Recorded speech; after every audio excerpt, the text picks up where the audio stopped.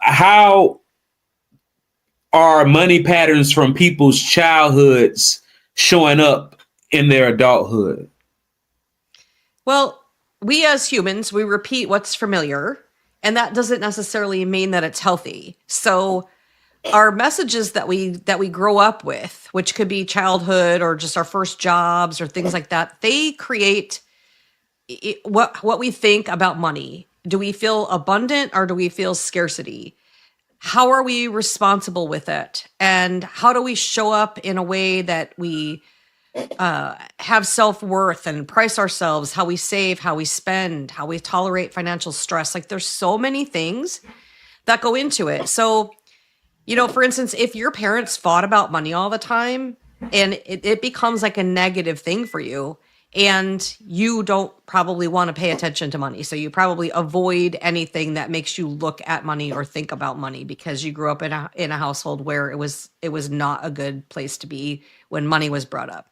A lot of us grew up in households where nobody even talked about money. So our parents didn't necessarily fight, but there was not talk about money. And so we don't know how to talk about money. It doesn't make any sense. Like, that we wouldn't want to talk about money because it's a part of our everyday lives. There's just all these things that go into how we've created these patterns for ourselves that we continued on without really thinking about where they came from or why they're there.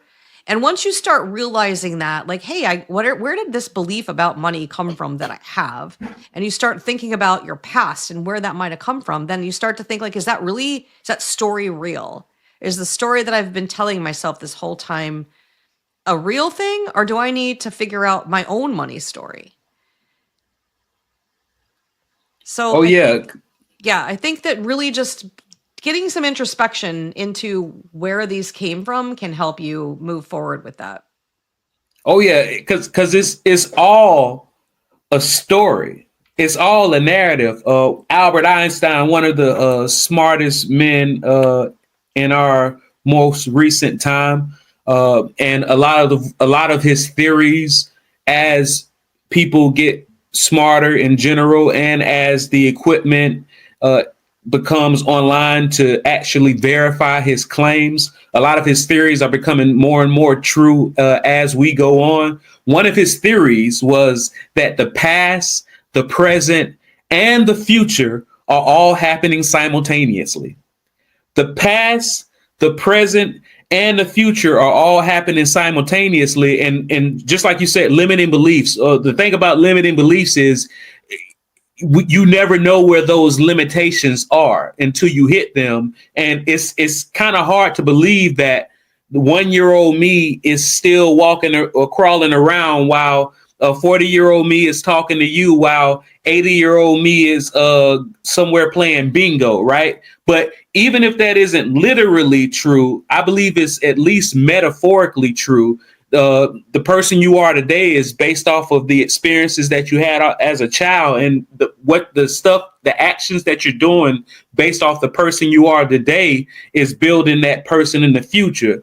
And it sounds like what you're saying is people need to look back in the past, look at some of those stories, and either say, hey, that happened to me and I'm permanently limited, or believe like Albert Einstein believes and change that story to better themselves today.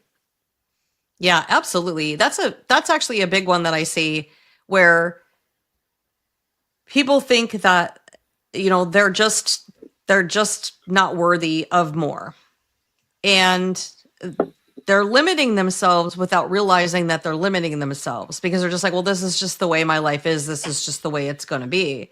But they're not doing the work mindset wise to get forward. They might take some steps to move forward, but if you don't really believe it, it's not going to happen. Whether you believe you will or believe you won't, you're right. Henry Exactly. Ford.